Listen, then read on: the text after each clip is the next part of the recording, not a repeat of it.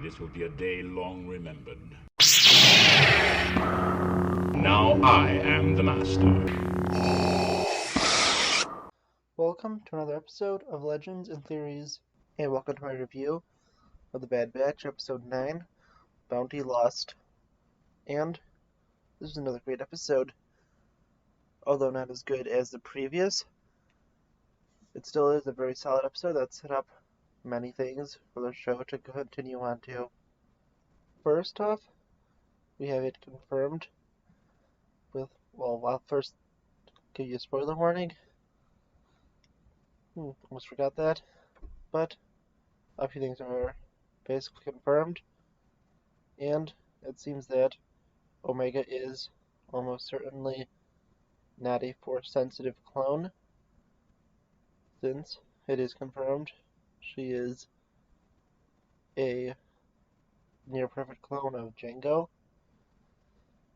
and maybe of his sister, since it is unaltered DNA used to make her, and perhaps she was a mistake made in the cloning process. But I feel like a separate video is probably needed for all of this. So let's go back and talk about really everything that we've learned in this episode from the beginning. We begin with the Bad Batch trying to escape from Crosshair. Hunter wants to stay behind to try to find Omega, but he is able to, with the help of the Bad Batch, realize that the bounty hunter, who they soon learn to be, although we already known as Cad Bane, would be long gone by now. So they take the jump to light speed, and this episode is not very focused on the, kind of original.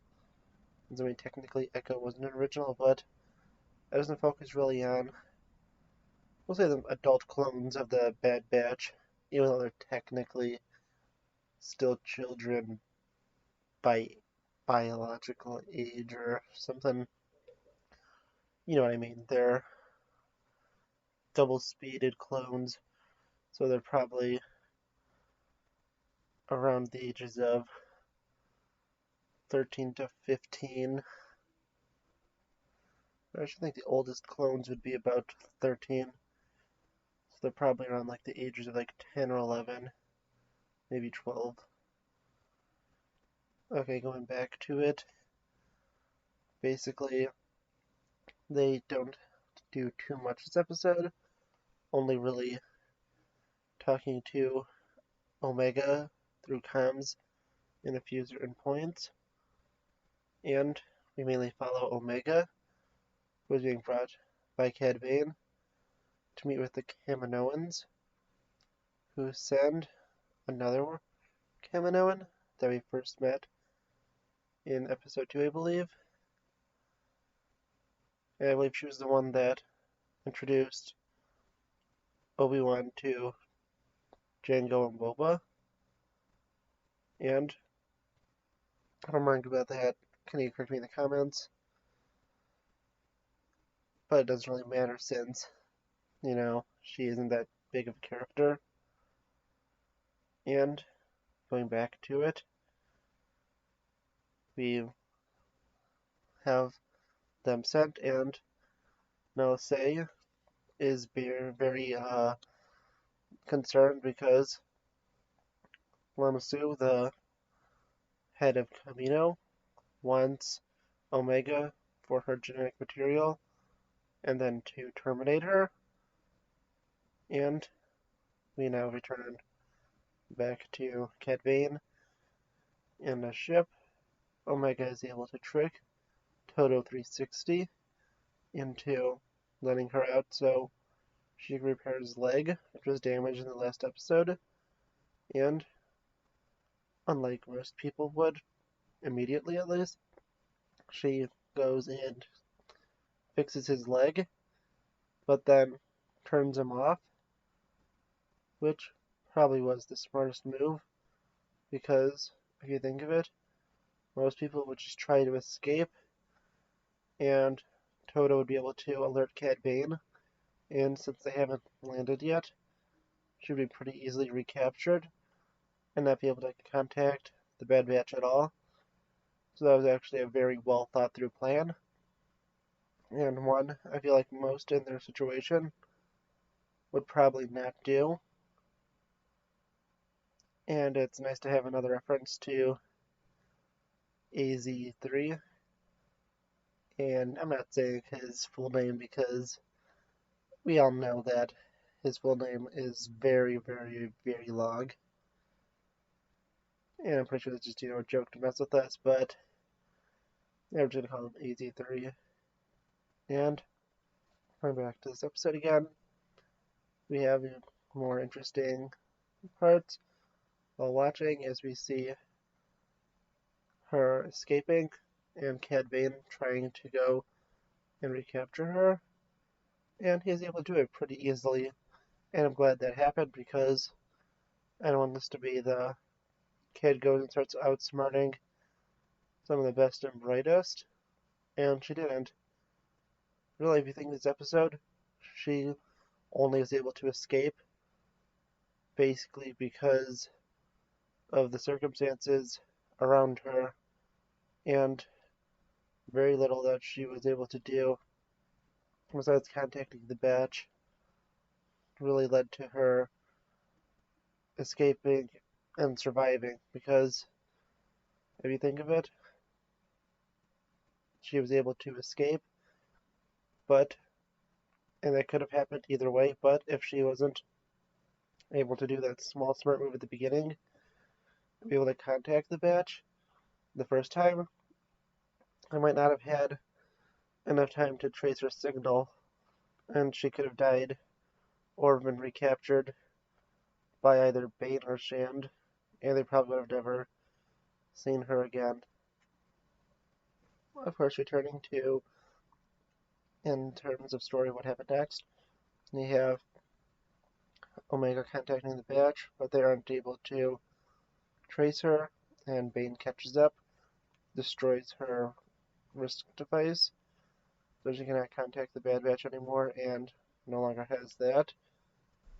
Although they will probably pretty easily be able to get her a new one. And this continues to Bane try and bring her to the rendezvous, but the Kaminoan is dead, killed by Fennec Shand, and this makes us wonder, at least a little bit, why she would kill her, and what was really going on, and who hired her, although you can make a pretty educated guess, which is confirmed at the end of the episode. And really, while continuing watching, both Bane and Shand begin to fight over the bounty, and in the confusion, Omega is able to contact the Batch again, who get her location, and is able to escape. And, as I said before, it was pure luck, but we do have a few good moments from Shand, showing how she's going to soon become one of the most dangerous and wanted criminals in the galaxy, when she did disable Cad Bane's ship before she came in, which definitely shows that she is thinking ahead.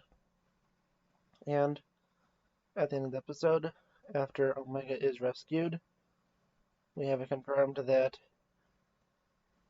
we have Fennec Shand working for Nala Se, and she does not necessarily have to capture Omega, but keep her away from Lama Su, since Nala Se does care for the clone, and this may be the undoing of the Kamino Rebellion, if it happens, with Nala Se caring a lot more about the clone than anyone else, and that, I feel like, could be the ultimate failure of the plan. And just really, I love this episode. Cad Bane is such a good character, and this is definitely in the better half of the episodes, although they are all good. I feel like this is one of the best. Cad Bane is such a fun character. He is so good, and I also like Fennec Shand, who is an amazing character too. Just not as good as Bane.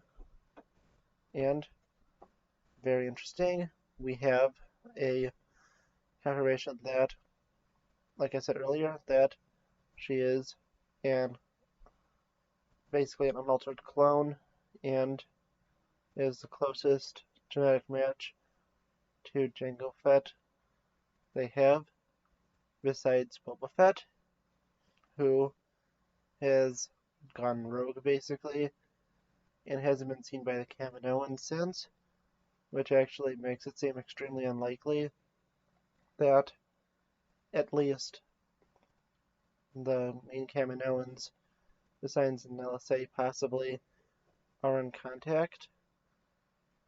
And even if Nala Se was, she may have more of a close connection to Omega and may try to trade Boba's life for that, which actually could be a pretty interesting story that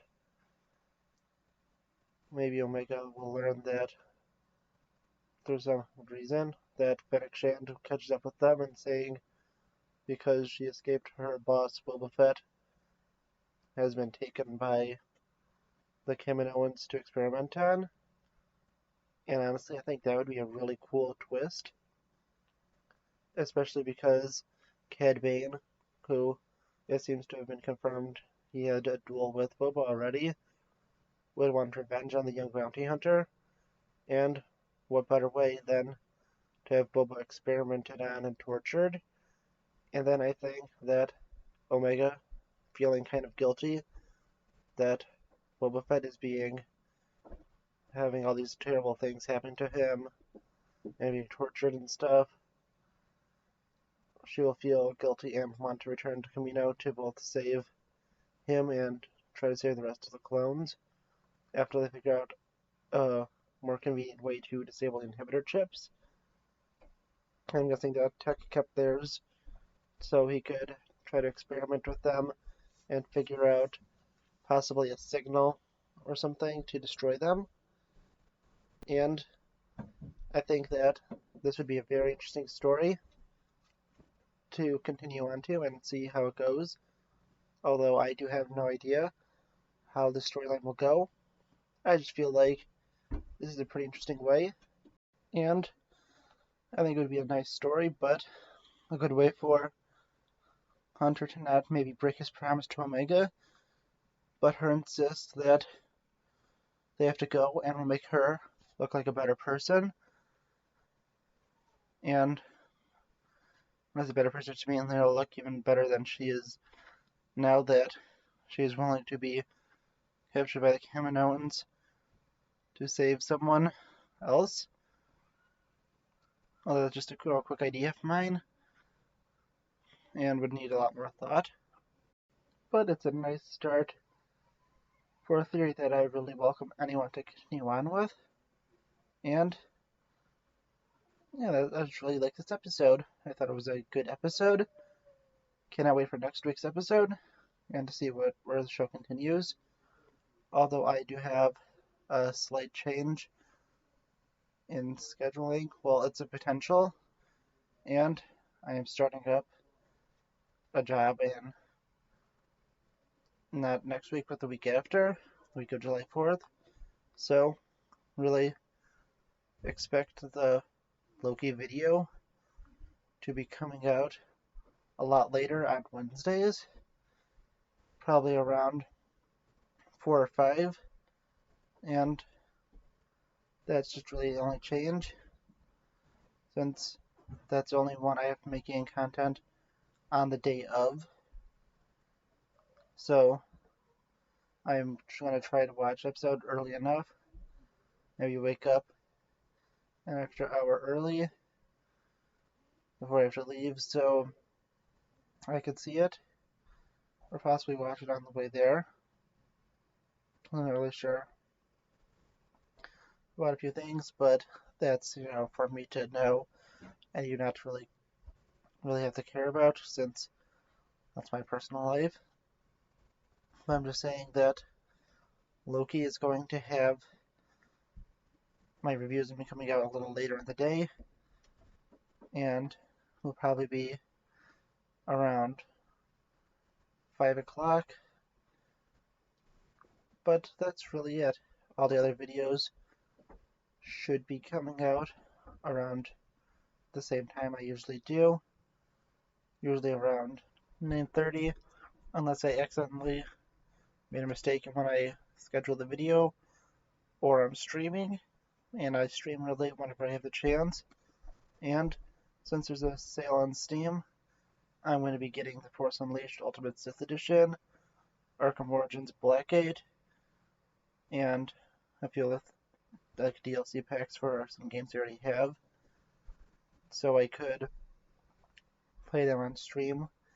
Although I do need to test The Force Unleashed. According to the computer test I did, my computer should be able to run The Force Unleashed, but I'm going to test it first, and if it doesn't work, I'm going to get a refund, and that goes for both games. So those aren't guaranteed games upcoming, but extremely likely, especially if my computer could run it. If not, then I'm not really sure. I'll probably play Lego The Hobbit and Lord of the Rings next, but we'll see.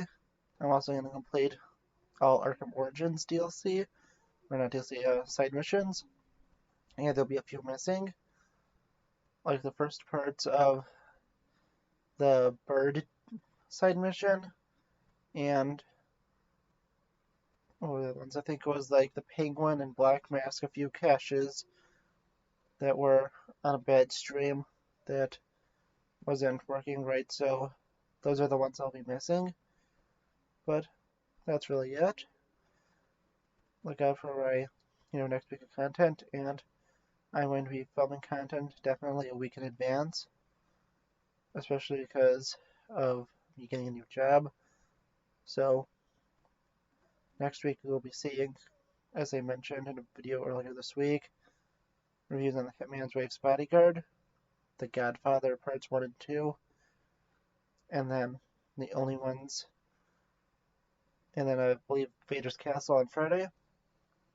But the only ones that will be filmed during the week will be the Arrowverse, Loki, and Bad Batch episodes, which I'll all finish at least a day in advance. So that's going to be totally fine. I'm probably going to do what I did before now. I'm going to review Legends and Batwoman before, and then since there's only episodes of The Flash this week, I'll review the Flash episode after. But that's going to be probably the simplest way for me to do it. And the week after that, since Batwoman's ending, I'll be reviewing just Legends and The Flash until Superman and Lois comes back. So that's going to be a pretty easy way to go. And I am very excited to make more content. And I'll see you in the next episode of Legends and Theories. Thank you for watching this episode of Legends and Theories. Please like the video, leave some comments, subscribe to the channel, and share it with your friends. And may the Force be with you.